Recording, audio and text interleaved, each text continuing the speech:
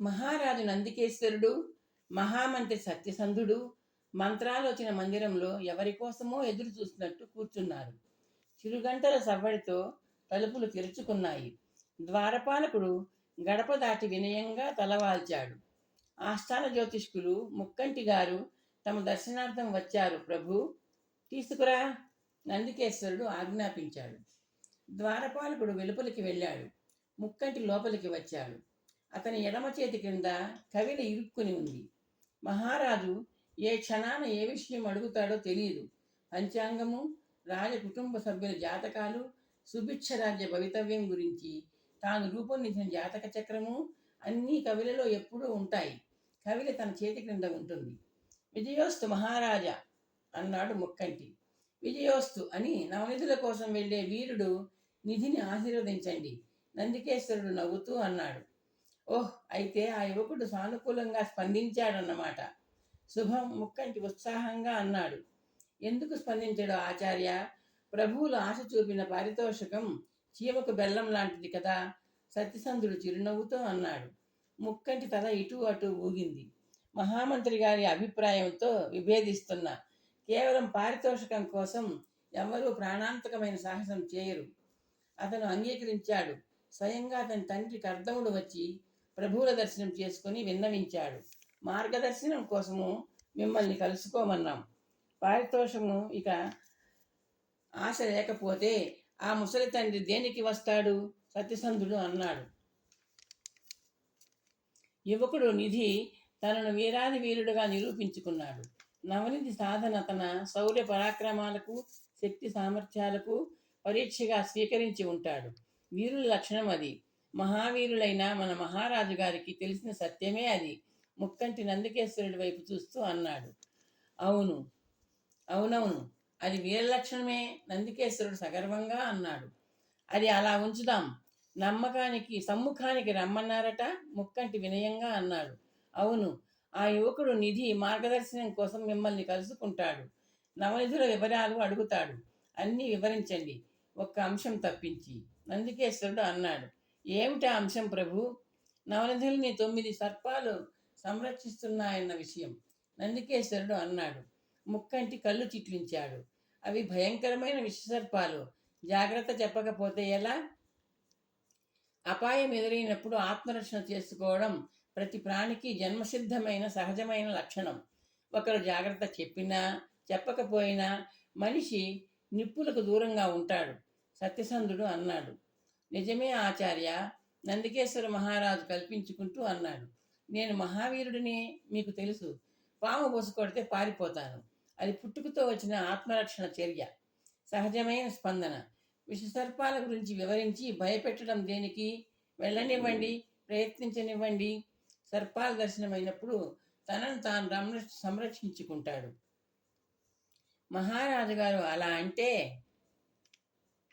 అనడం కాదు ఆచార్య, ఆజ్ఞాపించడం అనుకోండి, నందికేశ్వర మహారాజు గంభీరంగా అన్నాడు. మా ఆజ్ఞను మీరు శిరసా వహిస్తారని మాకు తెలుసు. ప్రభువులు ఆహా అంటే ఆస్థాన జ్యోతిష్కుడు ఊహు అనలేడు కదా. అనలేడు, అనకూడదు, అనడు. ముక్కంటి చిరునవ్వుతో అన్నాడు. యువకుడు నిధికి ఎంత చెప్పాలో అంతే చెప్తాను. నిధిని ఉత్సాహపరచండి. నవనిధి సాధన అతని ఇలాంటి మహావీరుడికి నల్లేరు మీద నడకే అని చెప్పండి, సత్యసంధుడు అన్నాడు. ఆచార్య, ప్రభు జ్యోతిష జ్ఞాననేత్రంతో నవనిధులను దర్శించి మమ్మల్ని నమ్మించి ఉత్సాహపరిచారు. అదేవిధంగా ఆ యువకుడిని ఉత్సాహపరచండి. ఆజ్ఞ. ప్రస్తుతానికి అతనికి సంబంధించినంత వరకు నవనిధుల్ని కాపు కాసే సర్పాలు లేవు. చిత్తం ప్రభు, ఒక్కసారి ఆజ్ఞాపిస్తే చాలు. అతని ముందు ఆ సర్పాల ప్రస్తావన రాను, ముక్కంటి అన్నాడు. కర్దముడికి చెప్పడం మరిచాం. మన అశ్వశాలకు వెళ్ళి తనకు నచ్చిన జవనాశ్రాన్ని తీసుకోమని నిధికి చెప్పండి ఆచార్య, మహామంత్రి అన్నాడు. అలాగే, రా నాయనా రా, నువ్వు వస్తావని నాకు తెలియజేయబడింది. గుమ్మంలో నిల్చున్న నిధిని ఆహ్వానిస్తున్నాడు ముక్కంటి. ఇది తమకు మా నాన్నగారి నమస్కారం. ఇది నా నమస్కారం. నిధి 2 సార్లు వినయంగా చేతులు జోడిస్తూ అన్నాడు. దీర్ఘాయుష్మాన్ భవ. మీ తండ్రి నీలాగే మహాసాహసి నాయన. ప్రభువులకు స్వయంగా అంగీకారం తెలియజేసుకున్నాడట కదా. సముచితమైన స్పందన. ముక్కంటి కూర్చుంటూ అన్నాడు, కూర్చో నాయనా, ఇది సావధానంగా విని గుర్తుంచుకోవాల్సిన విషయం. నాకు మీరు మార్గదర్శనం చేస్తారని నాన్న చెప్పారు. నిధి ఆసనం మీద కూర్చుంటూ అన్నాడు, అవును, అది రాజుగారి ఆజ్ఞ. పౌండ్రక పర్వతం మన సుభిక్ష సామ్రాజ్యానికి ఉత్తర దిశలో ఉన్న పొలిమేర. అయినప్పటికీ పర్వతం పూర్తిగా మన రాజ్యానికే చెందుతుంది. పొరుగు రాజ్యమైన కరవీర రాజ్యానికి ఆ పర్వతం మీద ఎలాంటి అధికారమూ లేదు. అది అలా ఉంచితే నవనిధులు పర్వత గర్భంలో ఉన్నాయి. పర్వత గర్భం అంటే గుహ అని అనుకోవద్దు. మన వద్ద ఉన్న ఆధారాలను బట్టి నువ్వు నిధులు నిక్షేపించబడిన స్థానాన్ని కనిపెట్టాలి. కరవీర రాజ్యానికి మన రాజ్యానికి మధ్య గోడలాగా వందల యోజనాల పొడవుతో ఉంది మన పౌండ్రక పర్వతం. నవనిధుల సన్నిధికి చేర్చే మార్గం కొన్ని కొండ గుర్తులతో పరోక్షంగా సూచించబడింది. అవన్నీ వివరిస్తాను, ఏకాగ్రతతో ఆలకించు. తాళపత్ర గ్రంథాన్ని అందుకుంటూ అన్నాడు ముక్కంటి. ముక్కంటి చేతిలోని పాత తాళపత్రాలను పరిశీలిస్తూ చెప్పిందంతా నిధి మౌనంగా విన్నాడు. ఆయన వివరించిన చెట్టు, పుట్టలు, రాళ్ళు, రప్పలు అన్నీ తను చక్కగా గుర్తుపెట్టుకోవాలి. ముక్కంటి తాళపత్ర గ్రంథాన్ని జాగ్రత్తగా మూస్తూ నిధి వైపు చూశాడు. ఈ గుర్తుల ఆధారంగా నువ్వు పౌండ్రక పర్వత ప్రాంతంలోని గమ్యం చేరుకోవాలి. ఉదాహరణకి శివార్జున వృక్షం అని ఉంది. అంటే ఏమిటి? అర్జున వృక్షం అంటే మది చెట్టు. ఎక్కడో ఉన్న ఏదో మది చెట్టుని ఎవరో వేదాంతంతో భక్తుడో తపస్సు అయిన సాధకుడో శివార్జున వృక్షం అని ఉంటాడు. అదేవిధంగా ఇతర ఆధారాలు.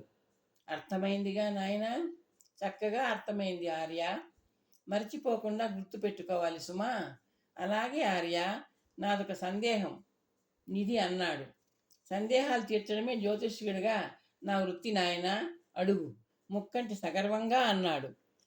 నిధులను నిక్షేపాలను నాగేంద్రుడు సంరక్షిస్తూ కాపలా ఉంటాడని, ఆ నాగేంద్రుడికి 7 పడగలు ఉంటాయని చెబుతూ ఉంటారు.